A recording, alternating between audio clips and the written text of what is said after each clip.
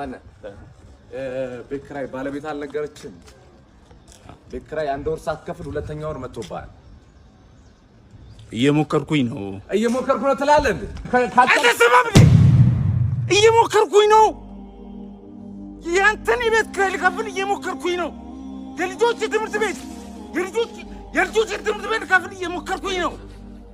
የሚበሉት አጥተው እየሞከርኩኝ ባለቤትን አሟታል። ሰው አይደለ እንዴ? ይኸው ተመልከት።